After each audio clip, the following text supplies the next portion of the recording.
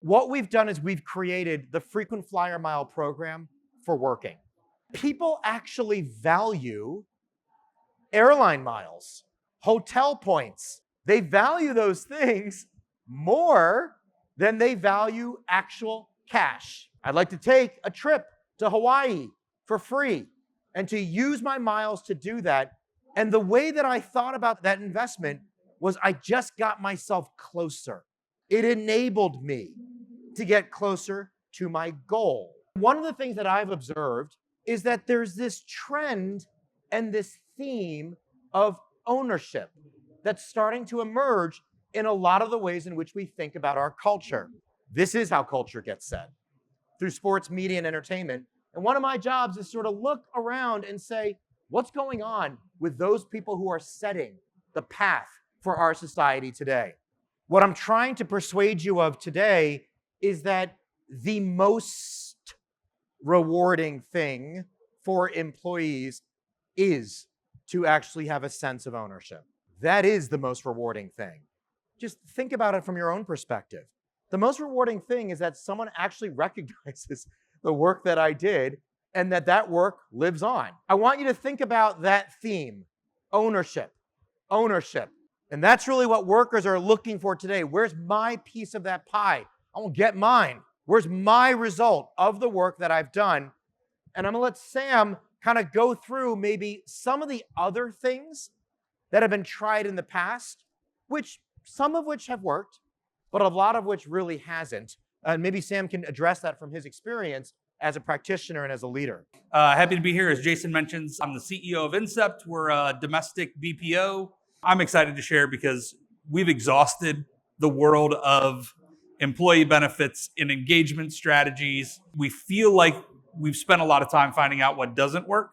So when we find something that does, we feel like we owe it to the world to share. And the reason I say that is because we spent hundreds and thousands of hours taking Gallup's Q12 surveys, taking Fortune's top places to work, taking all of the literature that says if you drive employee engagement, you will change turnover, that will change your bottom line. So we won 13 top workplace awards in Northeast Ohio. We're in the top 10% across the Gallup Q12. Turnover barely moved. Ultimately, the way your hourly workers behave is completely different than most of the literature out there, and there's nobody that's talking about it. It is just they make decisions fundamentally different ways. So we had this incentive where over 2 or 3 years, if you had had this certain level of production, we would actually pay for our employee and their family to go take a vacation. We had an employee come to us and say, I would love that trip. It would mean the world to me, but I need a mattress. Instead of going on the trip, would you just buy me a mattress? And we're like, we have this all wrong.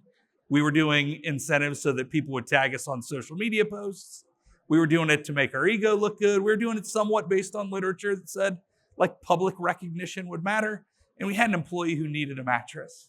So when you start thinking about kind of how do you incent and reward Maslow's hierarchy, you're really trying to do two things. You're trying to meet somebody where they are, but you're also trying to expand the way they plan so that you educate them on thinking about a world that isn't based in scarcity. What Sam was talking about was the value of engagement and retention for employees. Salt does that. To give you a few customer stories, and we've got really one here. Right now, we're in the market. Maybe some of you are probably, you know this company, across the largest school bus driving company in the country. They probably take your kids to school, called First Student, 60,000 school bus drivers. And they really struggle with a very particular type of turnover.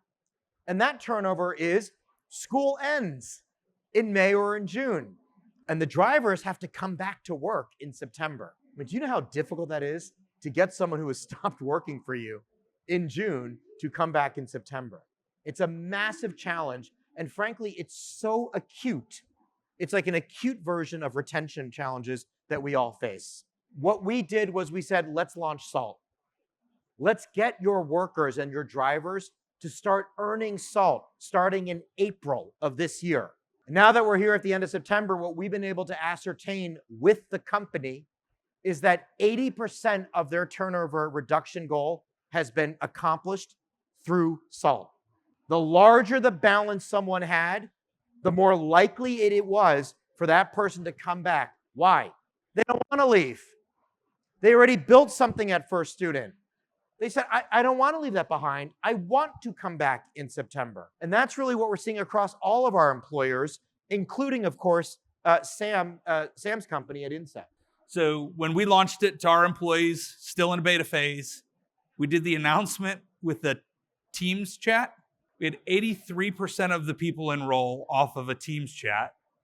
99% that enrolled ended up actually using it. The goal selection is really the part that I was talking about before, which is you can reward somebody in the short term and still ask them to think long term.